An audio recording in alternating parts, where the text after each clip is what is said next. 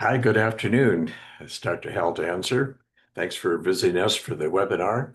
I'm here with Dr. Diana Chavkin, our new associate, and today we're kind of exploring future fatherhood, and we'll talk about other fertility topics also, but that's the prime topic for today. Yeah, thank you. Yeah, happy to be here with you, Dr. Danzer, to discuss this important topic.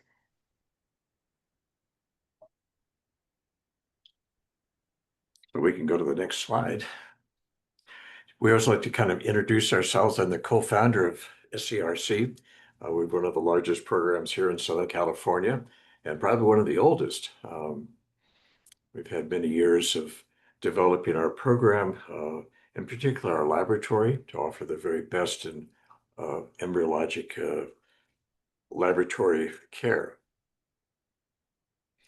I always like to get onto the bottom of my grandmother on my father's side was a midwife in rural Montana back in the late early 1900s. And we'll just kind of tell the story of try to imagine what it was like to deliver women's care in that period of time. And I think when women went into labor, because she had 11 children. And so when neighbors were in labor, they send a message and she'd get on her horse and ride out to help. And obviously there was a lot of anesthetics or other things available at that period of time. But here we are today with in vitro fertilization, whether we fertilize eggs and make embryos and transfer embryos that are genetically tested into the uterus with pregnancy rates approaching, 70% with good quality embryos. So how the times have changed within a generation or two. Next slide. Thank you. Hi, I'm Dr. Diana Chavkin. So I am so incredibly excited to be here at SCRC Fertility. I actually practiced for about 10 years or so in Los Angeles prior to joining SCRC about a month ago. Prior to that, I practiced in New York for a number of years. But I'm just so incredibly excited to be part of this amazing team. Again, like Dr. Danzer said, one of the most renowned, most well-established practices with the best labs and the best success rates. Just such an honor to be here, part of the team. Some of We're my happy to have you. Oh, thank you. Absolutely. Thank you. Yeah, and some of my interests, include third-party reproduction, optimizing IVF protocols, and fertility preservation from New York. But like I said, I've lived in LA for about 10 years now. And I'm just, happy to speak with you today about our topic. June is Men's Health Month, so happy to talk about this important topic this month. Next slide. So here we're talking about a proven track record. Like I say, SCRC, we started 25 years ago, and we did that with the vision of having a state-of-the-art laboratory. And we've had always kept our eye on the horizon in terms of new technologies. And I think that has paid off so well that we've been very respected in terms of our laboratory technology and therefore pregnancy rates. We have 3 locations here in Beverly Hills, and then also a Pasadena office, and one in Santa Barbara, and then a consultation office in Ventura. So we try to provide some local coverage because driving in LA is tough these days, as everybody knows. Next slide. So what makes a really good laboratory? And again, it's experienced and certified directors. And we have, like I say, one of the largest labs in Southern California. We have over a dozen embryologists and allows us to do what they call double witnessing. Every time a egg is worked with or an embryo, it's a single technologist. And so there's no handoffs. Handoffs create potential problems in the laboratory, and we never do that. And then we always have a second embryologist to double check. So that gives us the very best chance of the best quality work in the laboratory. Vitrification, that's flash freezing. That's been available for, the last 8, almost 10 years now. And thawing of embryos is like 98%. Great technology. You don't lose embryos, but with the freeze and thaw process. And that's very important when you genetically test embryos, because you make the embryos and then you take some cells for the genetic testing, which takes a week. So all the embryos are then frozen, but again, with a thaw rate of 98, 99%, that allows you to genetically evaluate the embryo before you transfer it. And then the fifth point is is EmbryoScope, and that's a new technology which essentially is a incubator that does, you want to say, time-lapse photography or imaging, and to watch an embryo grow. And embryo growth is important in the first few days. You like to have symmetrical growth, 2 cells divided to 4 cells and 8 cells. Unfortunately, some embryos go from 1 cell to 3 cells, 2 to 5, or 4 cells back to 2 cells. So if the embryo is kind of struggling in terms of its development, doesn't mean it can't produce a pregnancy, but it tends to have a lower chance for that. So it's a way of essentially ranking embryos so that we're transferring the best embryos first. And again, that allows the pregnancy rates to be higher because you're transferring the best embryo first. Next slide. So today we're going to talk about what sort of things affect fertility and patient evaluation, and then how to optimize one's fertility, and then treatment options, and meet our team. Next slide.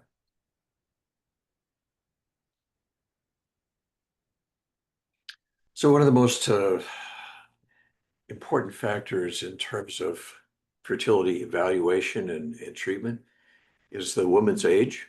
We'll come back to the man a little bit later, but women who are born with millions of eggs, by the time they're a teenager, you're down to about 50,000. And some women lose their eggs more quickly than others. And see in your chart here, which shows this fall over the many months in terms of how long it takes to conceive. And essentially that's related to the quality of the egg genetically. And again, as the woman gets older, in the mid-30s and beyond, the genetics of the egg essentially gets stickier, and it's hard to separate and recombine with the sperm genetics. Next slide. So again, just follow up in the previous slide, if you've been trying for 6 months and over 35, it is time to do evaluation. And we talked about age being the most dominant effect of the woman. There's some effect for men at a later age. So here's evaluation of a sperm count. And we like to have sperm of 20 million or more, but also sperm that swim well. It's only the fast swimming sperm that are able to find the egg and that also burrow through the outer coating of the egg to fertilize it. So motility is probably the most important thing. Some men that have lower counts have great motility and have good fertility. However, with low motility, even with a high sperm count, there can be great difficulties in terms of fertilizing the egg and causing pregnancy. Medical conditions obviously can affect sperm counts. I had someone recently that was undergoing treatment for lupus and may have a lower sperm count or motility because of some of the treatments that affect it. Luckily, most medications don't affect sperm counts. A lot of men on medications for depression, psychotropic drugs, usually don't affect the actual development of sperm. Sperm is pretty resistant to most medications, although if you look at cancer treatments, that clearly will suppress the development of sperm. And we have men that have been diagnosed with various cancers that are going to start chemotherapy. Obviously, the sperm is then collected and frozen prior to the time to start chemotherapy. Sometimes there's a blockage of the delivery system of the tubes that run from the testicle through the prostate and not through the penis. We call epididymis. Those are relatively unusual today. And then we're going to talk about lifestyle, and weight and substance abuse and caffeine and alcohol and all those other things that may create some suboptimal physiology for sperm production. Next slide.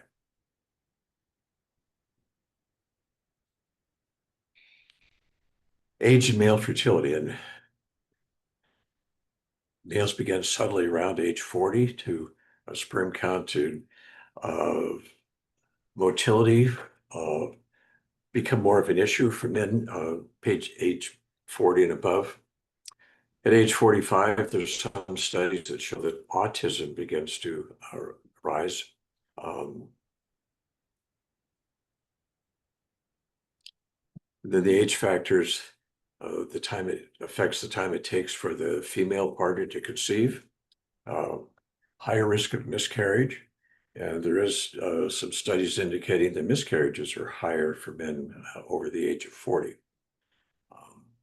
You look at men selected for sperm banks for freezing. They always select men in their mid-20s and at the most of the very, very latest of the early 30s. So there is an age factor for men, not as dramatic as it is for women. Because sperm are made every day, they're essentially are brand new in terms of their genetic complement. So that offers some benefit up through probably 40 to 45. There's some higher risk of mental health and developmental disorders, again, in the child for men that have lower sperm counts or motility issues. And we'll talk about that a little bit later. Next slide. So azoospermia, a bad word or a difficult word. What it means is there's no sperm, and the causes for that are varied. And the diagnosis is really with semen analysis, where a sperm specimen is given and the andrologist then goes through and looks for the presence of sperm. And again, there's certain treatment options dependent on the reason for the absence of the sperm. Sometimes there is no sperm in the ejaculate, but yet there is sperm production in the testicle, and you can aspirate the testicle or tubules within the testicle and retrieve viable sperm. And that's a simple outpatient procedure. And again, you only need one sperm to fertilize a single egg. So a man that has several hundred or several thousand sperm at the time of aspiration, what they call a Tessie procedure, can fertilize many eggs. And oftentimes, if there's a blockage, sperm production is actually fairly normal.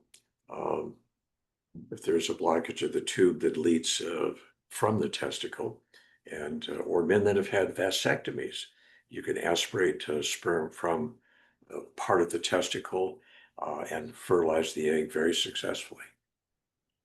Next slide.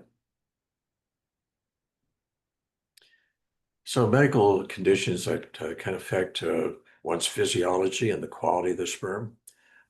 Diabetes, and especially not well-controlled diabetes, can cause difficulties with production of high-quality sperm. Many men with hypertension may be on medications. They may have difficulty with erection or ejaculation. High blood pressure medications, again, may cause problems with the vascular supply and, again, erections and production of an adequate sperm specimen. Extremes in the BMI or basal metabolic index. We know that overweight is, both for the women and for the men, is created with lower fertility rates. Obesity certainly creates stresses on one's physiology, and that obviously has to translate into sperm production, which, again, sperm are made every day. There's billions of sperm in the process of maturation. It takes about 72 days to mature a sperm from the very beginning to when it shows up in the ejaculate. So exposure to extremes in chemicals can be an issue. And then talk about hormonal imbalances. And we know that men that take testosterone supplements certainly can suppress their sperm production. Uh, Men that take injectable progesterone usually have no sperm. Um, However, luckily, by the time of the man is stopped from 2 to 3 months, normal sperm production comes back very quickly after the suppressive effect of the uh, injections of testosterone or even oral testosterone. So we can go to the next slide. So they talk about fertility preservation options for cancer patients. And we have, calls, I'll say every other week for someone that has had diagnosis of cancer and wants to look at the option for freezing sperm or eggs or making an embryo, which is also possible too. Freezing sperm, frozen sperm are good for many years. We've had pregnancies for sperm that have been frozen for over 30 years. So once a sperm is frozen, it's kind of in suspended animation. There's no damage to the genetics of the sperm. I think we know that from many, many studies. Freezing of eggs, we're transferring embryos made from frozen eggs in our practice that were frozen over 10 years ago now. So creating that technology is very good. Egg freezing is, I would say, relatively new in the past 10 years. Freezing sperm has been here for over 30 years. Embryo freezing is, we tell everyone embryos frozen are good for 10 years, but we've had patients that have frozen and then thawed their embryos over 10 years with very good quality. So that technology, being able to freeze and thaw, has to do with the ability to kind of extract the water from the egg or from the embryo.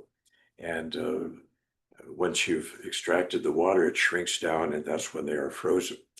And then once they're thawed, they're put back into a sort of a warm bath that brings them up to body temperature. And the survival rate for eggs is, probably almost 75 to 80%. Embryos, 90 some percent. And sperm is, maybe 50%, but you've got millions of sperm. So if you have even 50% that thaw, that's usually adequate for creating pregnancy. Next slide.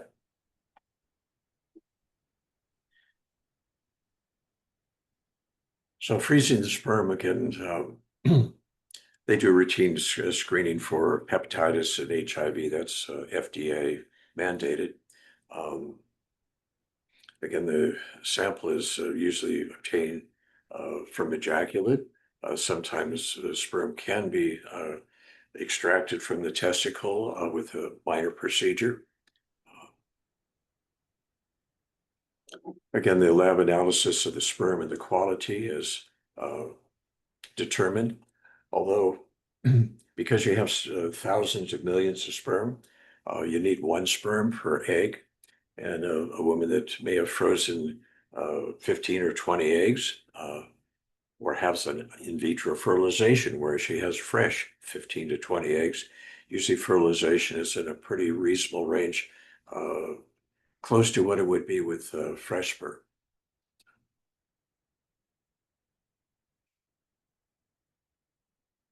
And say storage of the sperm indefinitely, like say we have about 30 years. So maybe I don't know if we need to know that it's more than 50 years, but it's certainly possible.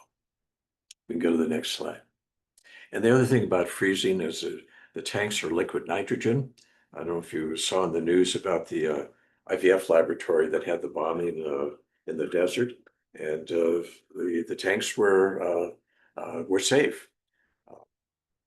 We know that there's no electronics. If the power goes out, it's fine. It's liquid nitrogen. The tanks are inspected daily and remotely for temperature and volume and so on. So it's a very reliable process. We know that if there were an earthquake, and we've probably got 3 to 4 to 5 days to be able to recover the tanks from the building. So cryopreservation outcomes, these are from big studies. Thaw survival is 90 to 97%, which is excellent. Fertilization cleavage is 70 to 80%. And that's pretty close to what it is with a fresh egg or fresh sperm. And then we look at implantation rates for embryos in that 20 to 40% range. So again, these are very favorable outcomes for most. They say 6,000 babies plus are born with no increase in maternal fetal complications. Again, the freeze and the thaw does not change the genetics of the sperm or the egg. So they look at the very bottom of the clinical pregnancy rates are about 10% per thawed egg. But generally, when you freeze eggs, you're able to generate on average 15 to 20 for many women in their early to mid 30s. So that a woman in their 34, 35 with 15 to 20 eggs frozen, the live birth rate for at least one child is in the 75, close to 80% range for women in their early 30s. So freezing of eggs is very successful with today's technology. Next slide. So as far as male testing, how do you test the male? I mean, obviously we talk to them about lifestyle and chemical intake, caffeine, alcohol, certainly smoking. Those are all been associated with some lower fertility rates in couples. But the first step is looking at the volume of 2 mLs, and that varies. Concentration greater than 20 million sperm. And I'd like to say the motility is probably more important than the concentration. There's men that have 5 to 10 million sperm. They swim real well. The fertility rates for their partners is pretty close to normal. And then we look at the shape of the sperm and call morphology. And you see a little diagram to the right. Mother Nature is creating millions of sperm every day, and when you're creating that many cells, the normals are 15 to 20%. But a sperm that swims well is usually also normal shaped, and those are the ones that have the best ability to fertilize an egg.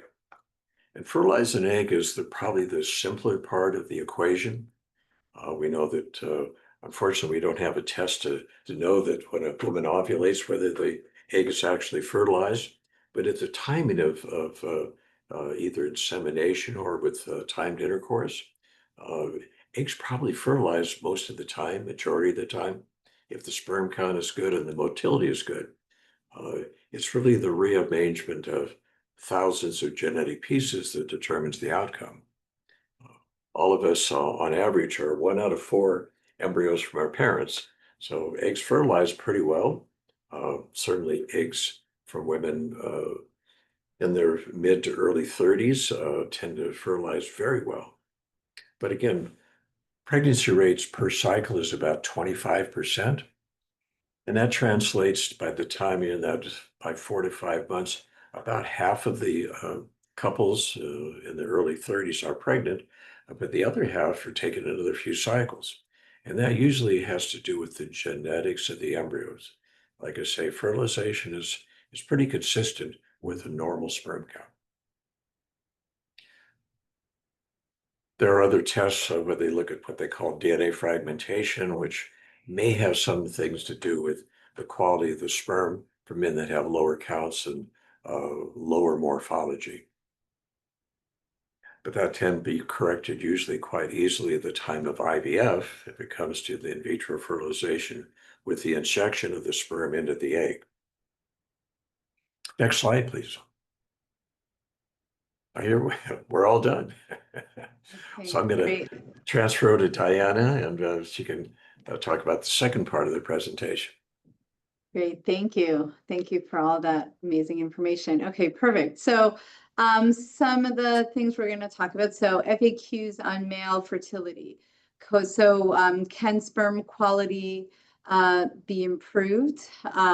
So as Dr. Danzer had mentioned, it's about 72 hours for a sperm to essentially 72 days for a sperm to be produced. And so there are multiple things that can affect a sperm along its life cycle and along its development. And so if there was potentially an effect on, let's say, a bad cold or an exposure or a toxin, that might affect the sperm potentially 3 months down the road.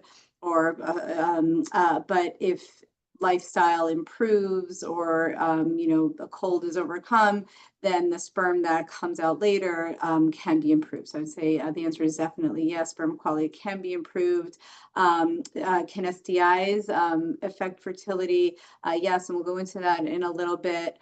And how long before fertility treatment should I stop smoking or drinking? We'll go into that as well. But the main idea here is that toxins such as smoking and lifestyle factors and excessive drinking can affect one's sperm. It can affect all of the cells in one's body, including the sperm. And the sooner those insults are taken away, the faster fertility and sperm health will be the outcome. Okay, next slide. So optimizing your fertility, some do's. So some things men can focus on to improve their fertility and their sperm health. So maintaining an ideal weight is very important. So with excessive weight, so there are a number of health issues that can occur because of a man potentially being overweight. Hormonal profile, so excessive weight can often lead to excessive estrogen production, which can definitely affect sperm. So that's very, very important to maintain a healthy weight. Maintaining a healthy weight will improve sperm.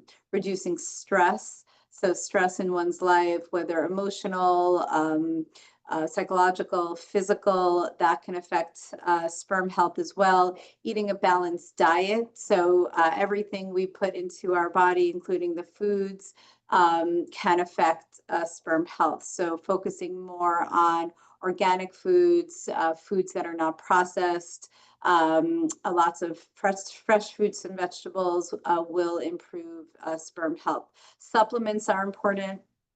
And we'll talk about supplements in a little bit, but supplements that improve oxidative health, so less oxidative stress, will also improve sperm health. So controlling chronic medical conditions, so high blood pressure, diabetes, that can affect sperm. So when that is kept under better control, sperm health will follow. And avoid situations that raise scrotal temperatures. So excessive hot tubs or lap tubs on the lap, excessive biking, things that can affect the temperature of the sperm production in the testicle it can improve as temperatures are controlled. And as we said, changes in a man's lifestyle will take about 3 months to show up an improvement in the sperm. And that's again because it takes about 3 months to produce the sperm. And so any insult or exposure in a man's life can have an effect seen potentially 3 months later in their sperm. Next slide.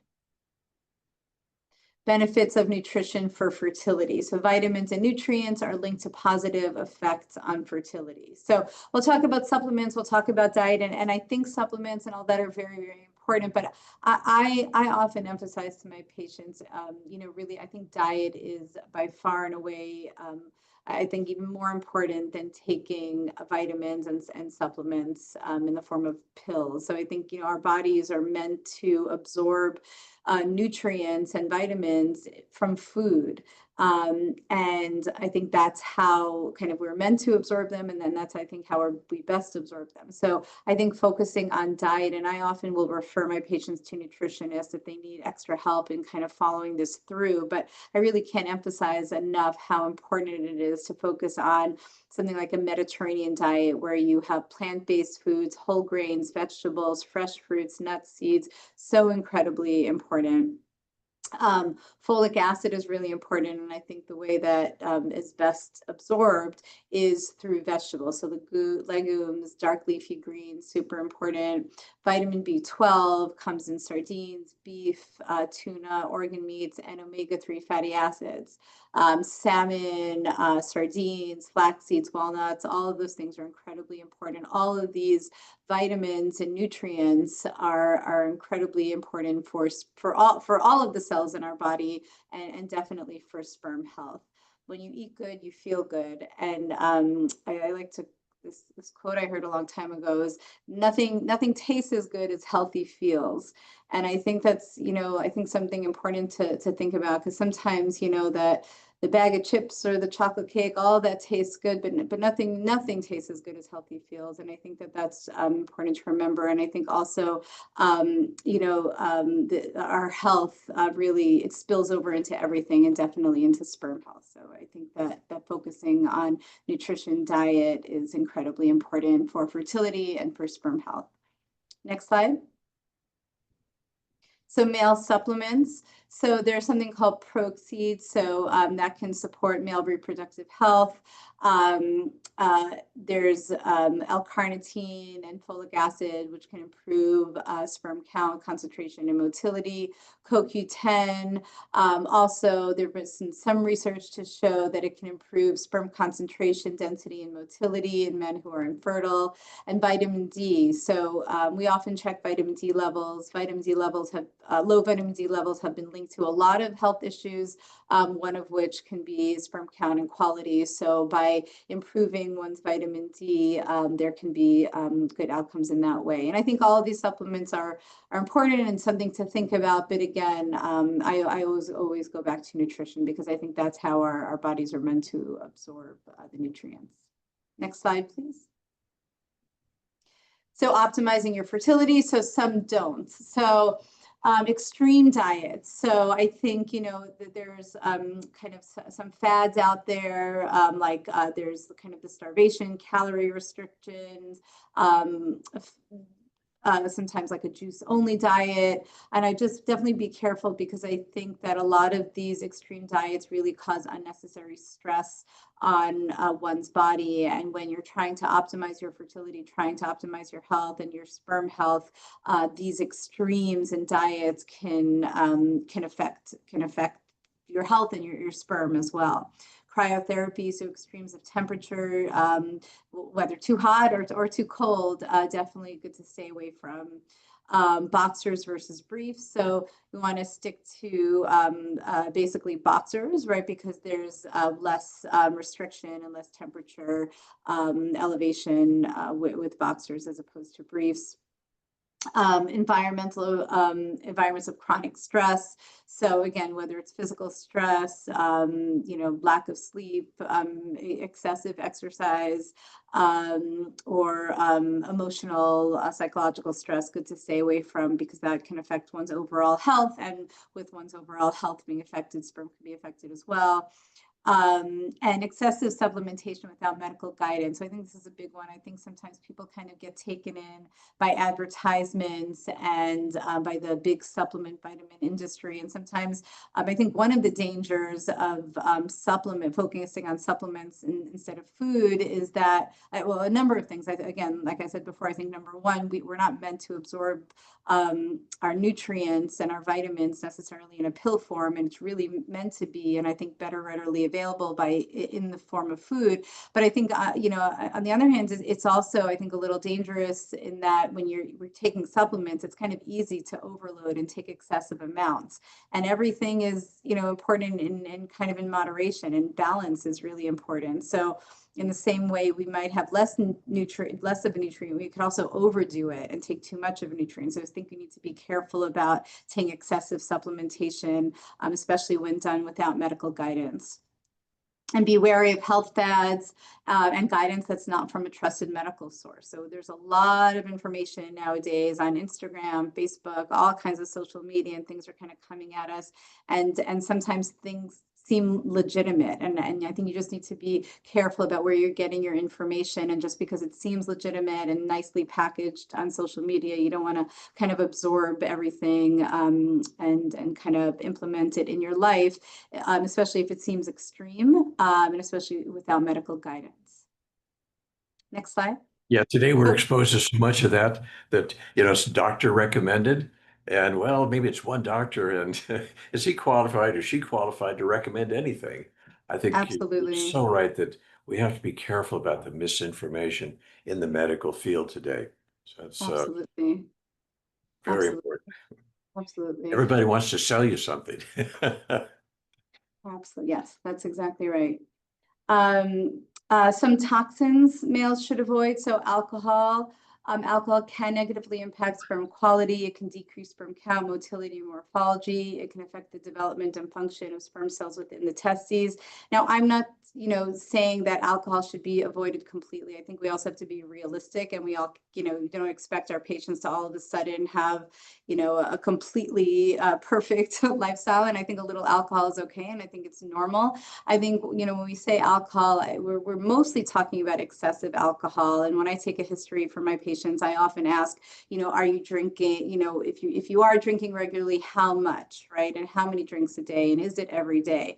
And maybe if you're experiencing a situation where you have infertility and you're getting ready to try to, or you're thinking more seriously about conceiving, and potentially if there's an issue with the sperm count, then maybe, or the motility or what have you, or one of the parameters on the semen analysis, then we focus a little more closely on really cutting down on the alcohol or potentially eliminating it completely. But I think in general, I don't always say, oh, no drinking at all. I think for most people, a little alcohol here and there, especially if people have, wine with dinner, I wouldn't say absolutely no. So I had a I think it's patient about ask me today balance. about her husband who has one or two beers every night when he comes home from work. What do you think about that? Yeah, I mean, I think I think it depends, right? If the semen analysis is okay and there's, Yeah. no major issues, then maybe we don't need to fix what's not broken. But if there is an issue, maybe some people are more susceptible, and maybe something can tip them over the edge. So I think it kind of depends on the situation. But I wouldn't say necessarily one or two beers a day is necessarily a bad thing. Yeah, I agree. Cannabis. So cannabis is an interesting one. I mean, now that it's legal in many states, including ours here in California, many more people are using cannabis, whether it's in the form of smoking or vaping or gummies or oils or what have you. We do know from kind of lots of reliable studies over the years that cannabis traditionally has shown that it can affect sperm count, shape, motility, and viability. It can also alter the genetic profile of sperm or reproductive hormones. So I think this is one that, although it's legal, for the most part, I tell people to stay away from it. So first of all, you smoking, I usually say smoking anything, whether you're smoking cannabis or tobacco or paper or dirt, whatever you're smoking. I mean, smoking in general is bad because it creates toxins in your body, and toxins in your body and free radicals will affect all of the cells, and just you don't want to mess up your lungs and your bladder or any, and including your sperm, right? So I just say smoking in general is an absolute no-no. But then kind of the more subtle question is, well, if you're using it in the form of potentially vaping or oils or gummies, is it really so bad for your health? And I would say that we do know that cannabis itself, whether it's smoked or not, can affect the sperm. So in general, I tell people if they are using cannabis, to stay away from it. Um, um, and that's just because of the effects on the sperm. And I also, a lot of people now are using CBD. And what's interesting is we don't necessarily know so much if it, when we look at cannabis in these studies, is it the THC, is the CBD? But in general, I tell people just to stay away from it all, because we don't know what it is, but we know that cannabis in general can affect sperm. So just safer to just stay away from it while trying to conceive. And I think smoking, is a very addictive endeavor. Thinking about getting pregnant has been the, sort of the impetus for many couples, man or woman, to stop Mhm. smoking. For the man, secondhand smoke. You got a new Yeah, baby in the house, you can't have smoke, secondhand smoke, and you have to think about the health of your children and your family. And yeah. that has been sort of the impetus for many to be able to say, I'm done with smoking, and they tried to stop many times in the past, but anticipating having a family is really a game changer for many. Absolutely. Yeah. Even a motivator to kind of be there long term for your children, right? To be That's there, right. have a longer, healthier life so you can be there for your kids. I agree. I think that is definitely an impetus for a lot of people to stop smoking in general, tobacco, cannabis, all of it. Absolutely.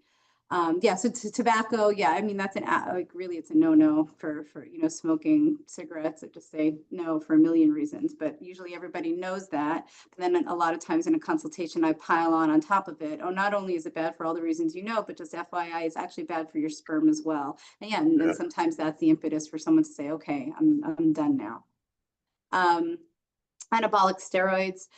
So it's, yeah, we kind of touched on that already, but just to emphasize, I mean, it's kind of interesting, taking steroids, including testosterone. It actually works as a birth control for men. So testosterone, when it's taken exogenously, orally or by an injection, actually feeds back on the brain's hormones. So it feeds back on the FSH and LH in a man's brain to then tell the brain to not release its hormones to stimulate the testicle to produce sperm. So testosterone is a pretty effective birth control for men. So if somebody does a semen analysis and we see that there's no sperm, or it comes out in history that they're taking testosterone, we absolutely want them to stop. It is usually reversible, but the amount of time it takes for the sperm production to come back really does depend on how long a person is taking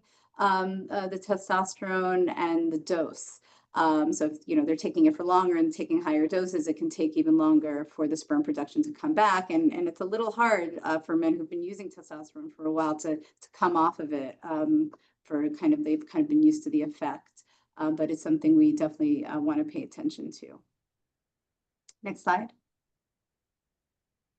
Intrauterine insemination. So this is kind of getting at one of the treatments. So one of kind of the first line treatments for mild male factor infertility. So basically, if we see a couple and they've been trying to conceive for a while, so if the woman is less than 35 and they've been trying to conceive for about a year, if she's over 35 and they've been trying to conceive for 6 months, they generally get the label of infertility. In terms of the evaluation, one of the first line things we look at is a semen analysis. And if we see that there is some sperm, but maybe less than the 20 million or less than the 50% motility, or if their morphology is a little bit low, but there is still some sperm, and a couple is not interested in proceeding directly with in vitro fertilization, one of the first line treatments can be intrauterine insemination. And that would be potentially where the woman would take medication or an oral medication like Clomid or Letrozole to help to stimulate the follicles in the ovary to develop the eggs. We monitor on ultrasound to see the development, and then we'll have her take a trigger shot called Avidril to induce fertilization. And then we'll have the couple come in for the procedure in the office. The man will usually ejaculate the morning of the insemination. We'll take the sperm concentrated in the lab, and then we'll take that sperm and inject it into the uterus at the appropriate time, and take a pregnancy test about 2 weeks later. Next slide. Egg retrieval timeline. So this is for IVF. This is a bit more successful, a bit more aggressive, a little bit more labor intensive, but much more successful. So in an IUI cycle, we're essentially relying on maybe one or two, no more than 3 dominant follicles, dominant eggs developing in a treatment cycle. In an egg retrieval, because we're not fertilizing the eggs in the woman's body, we're fertilizing the eggs outside of the body, it can be much more effective because we're getting a lot more eggs in a treatment cycle. So the way that this would work is, we would do an ultrasound, and potentially the woman would have been on birth control pills prior, or potentially not on birth control pills. But the IVF process is such that she will take an injections to stimulate her follicles, to stimulate the eggs. While she's taking those injections, she's coming in for blood work, ultrasound, monitoring visits to make sure that the follicles and the eggs and the hormones are developing appropriately. That's the ovarian stimulation period. After about 10 to 12 days of taking injections, once we see enough dominant follicles, which we believe will have mature eggs in them, we'll take her for the egg retrieval procedure. And that will usually be 35 to 36 hours after the final trigger injection. The egg retrieval procedure is done under anesthesia. The woman is asleep. And we'll remove the fluid from the follicles, from the ovaries that will have the eggs in it. The eggs will then be given to the embryologist in the lab. The embryologist will then take the sperm, usually that's produced that day, take sperm and inject it into the egg to induce fertilization in a process called ICSI. And that's often what's recommended if there is some male factor. If the sperm count or motility or morphology is on the lower side, ICSI can usually overcome some of the barriers that the sperm may be facing. It's in terms of end-to-end treatment, it's about 2 weeks. It's about 10, usually no more usually than 12 days injection, sometimes a little bit longer.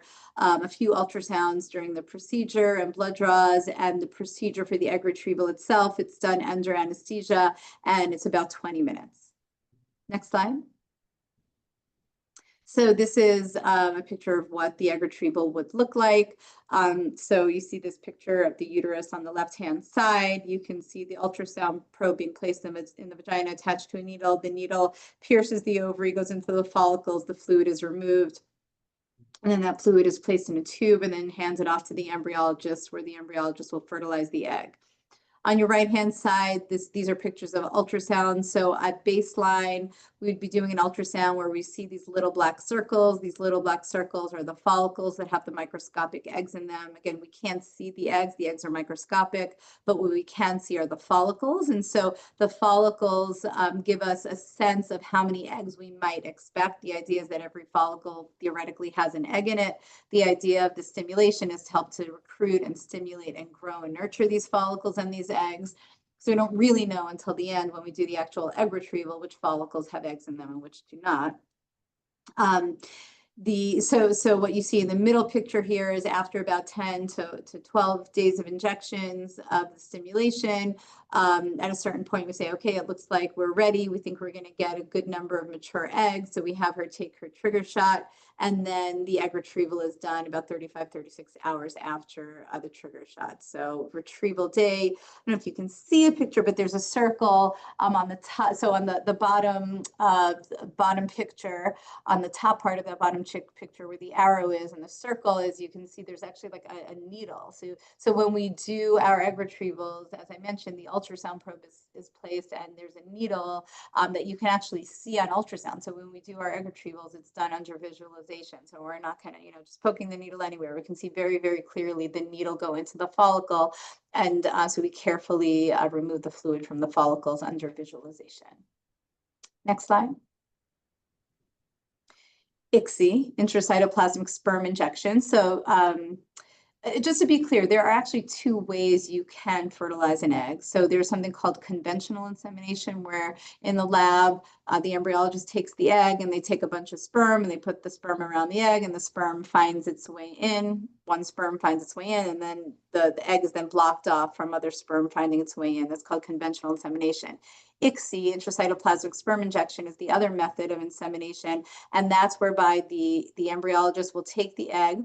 They will then take a sperm, and they'll take what appears to be a good, healthy looking sperm. And when I say healthy looking, I'm saying basically they're looking on the outside, something that looks like it has, a nice looking head, a nice looking tail, and it's moving nicely. They'll then capture that sperm and then take that sperm and inject it into the egg to induce fertilization. It's thought that this method results in more reliable form of more reliably forming embryos, especially in situations where potentially the sperm count and motility and morphology is on the lower side. The issues can be overcome when ICSI is performed. So next slide. embryo development. So this is just a picture showing you, so the fertilized egg, and then it develops over time. So it goes from a fertilized egg to a 2-cell stage, and then a 4-cell stage, 8-cell stage, 16, and then to a blastocyst. Once we get to the blastocyst, and that's develops anywhere between days 5 and 7 after the eggs are retrieved. The embryo at this point is can be frozen, can be transferred into a uterus, and can also be biopsied for PGTA testing. So we can test the embryo to make sure that it's chromosomally normal. Our embryologist will essentially take a portion of the trophectoderm. The trophectoderm is what eventually becomes the placenta. And so they'll take a few cells from the trophectoderm, and they'll take those cells, they'll biopsy it, freeze the embryo, take the biopsy sample. We then send it off to a special testing laboratory where they will essentially do PGTA testing, where they'll look to see what the chromosomal makeup is. And here's a very cool video of essentially an embryo where you can see they're basically taking some of the cells off for the biopsy sample. Which is very, very cool. So it can allow us to see which embryos have the correct number of chromosomes. And then essentially 2 weeks after we send these biopsy samples off, we'll get the results as to whether the embryo is chromosomally normal or not. And then with an embryo that's chromosomally normal, we then can do what's called a frozen embryo transfer. We can put the woman on estrogen and progesterone and take the embryo, thaw that normal embryo, and then transfer that, put that into the uterus. So this is the embryoscope. So Dr. Danzer had mentioned this newer technology. So this is very, very cool. So essentially, I mean, we've come such a long way in such a short period of time in our field. So now we're reliably freezing eggs, we're reliably freezing embryos, we're reliably biopsying embryos in a very safe way, testing them to make sure that they're chromosomally normal. If we have chromosomally normal embryos, those would be the choice, obviously, of which we would take one of those embryos and transfer that into a woman's uterus. We also will have our embryologists grade the embryos, where they will tell us, if it's what the grading is. So they'll kind of give it a grade A, B, C, and obviously A is better. But sometimes we have 2 chromosomally normal embryos, and sometimes they're both the same grade and potentially the same gender. And so it's a question of, okay, well, which embryo is the one to choose? Which is the best embryo to transfer into our patient's uterus? And so that's often when the embryoscope comes and handy, because with the embryoscope, we're not just looking at an embryo at one point in time. We're not just looking to say, oh, this is chromosomally normal. Oh, this is this particular grade at this particular time. We can actually look and see, how did this embryo grow? How did it develop? So yes, there may be 2 embryos that look like they're both the same grade and they're both chromosomally normal. But if one went through the stages of development a little more smoothly and divided more symmetrically and more smoothly, well, that embryo is thought to be a better prognosis, better, more likely to implant than another embryo that maybe had a kind of like hiccups along the way, and maybe didn't develop as symmetrically or as smoothly. So the embryoscope can often, it's a really amazing, wonderful tool that can actually help us distinguish the health of an embryo, or the chance that one embryo will implant versus another. Next slide. So these are some promotions that we're offering. We have National Infertility Awareness promotions. So we're offering 25% off IVF or egg freezing. And we also have this very cool event on June 20th. We're offering free AMH testing. It includes a free consultation, but this is an in-person event. So if you haven't registered already, I encourage you to do that. Our physicians will be there. We'll have staff here, and it's a free AMH test. AMH, we didn't exactly touch on that because we were focused on male fertility and male health, but AMH is a really a great way of assessing a woman's ovarian reserve. So AMH stands for anti-Müllerian hormone level. The idea is that the higher the AMH, the higher a woman's egg supply, the higher her ovarian reserve is. And that's a really important marker of fertility potential in response to fertility treatment. So yeah, great thing to get tested. Oh, and yeah, because I'm new to the practice, I get to offer these new promotions. So please take advantage of this while you can. So thank you for tuning in. And this is our wonderful team. So Dr. Suri, Dr. Danzer, Dr. Alexander, Dr. Maxwell, who's primarily in Santa Barbara and Ventura, and myself. So happy to be part of an amazing team, and so happy to serve you and talk to you today. And yeah, please feel free to let us know your questions. Thanks for a great presentation. That's a lot of information to cover. Yeah, no, thank you. Yeah. One of the things that, what are your thoughts on the timing of intercourse, or the length of time of abstinence to give you the best sperm count at the time of ovulation or for IUI? Some men think they should save up for a week before ovulation. What do you think about that? So, are you are the questions coming up? Oh, sorry. Oh, you're just asking me in general. So, sorry, repeat the question, Dr. Danzer. So Yeah, what is just the what, time? what's the ideal length of abstinence before ovulation for couples just trying to get pregnant or with IUI? Yeah, no, so I don't think that it's a good idea to abstain for all that long, to be honest with you. I think in general, I tell people if there's regular ovulation and there's exposure to sperm around the time of ovulation, then that's really the most important thing. I don't think that we say, oh, you should abstain for really any amount of time. I think that having intercourse peri-ovulation, either every other day, so if somebody's ovulation predictor kit turns positive, if they're having intercourse, regularly around that time, then that's the most important thing. I don't really try to say, oh, you need to abstain for any particular amount of time beforehand. Yeah, sperm regenerate probably within a day. So it's, thank you. Yeah, and I think there's more and more, you talked about DNA fragmentation earlier, and I think that, there's more and more data to show that DNA fragmentation is lower with frequent ejaculation. So we used to say, we used to actually worry about the volume and the amount of sperm for an IVF cycle. And now we're actually saying if you ejaculate more frequently, there's probably better quality sperm Keep for an the IVF sperm moving cycle. through the pipeline. Fresher sperm, Exactly. absolutely. Exactly. So there's a question here. Can you speak to the storage facility and process, especially the freeze thaw cycle, and how your group manages that? So great question. Yeah, I think, more and more now people are interested in knowing where their specimens are. So there's a lot of clinics, I think, that will send to long-term storage facilities in different states. We here at SCRC store on site, and we have all of the important backup emergency services. So backup generators, disaster proof. So when we think about earthquakes, we think about power outages, all of those things. And we have extra, liquid nitrogen on site to make sure for any emergencies we're well prepared for any sort of emergencies.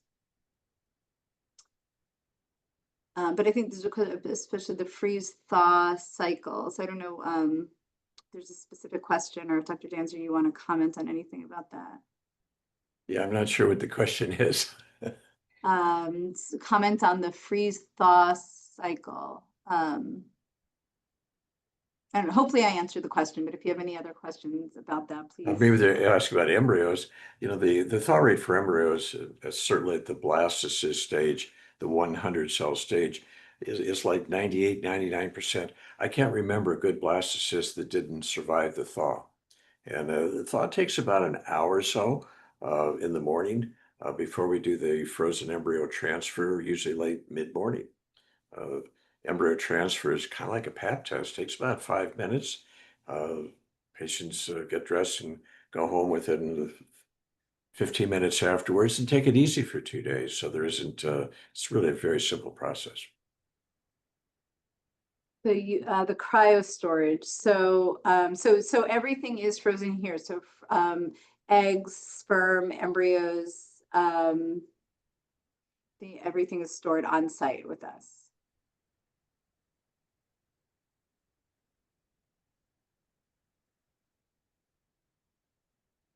So, Dr. Danzer, the question is, do you use automatic system or manual for cryo storage? I'm sorry, I don't see the questions coming up on my screen, but so they're asking, well, what are the cryo storage fees? Um, no, do we use automatic or manual cryo storage? I'm sure I understand the question. Yeah, I'm not sure what that question Yeah, I'm is. not sure. Yeah. Out of the floor. Happy to answer, maybe some of these questions might be more of like conversation things, and we're always, available. You can feel free to kind of reach out to us.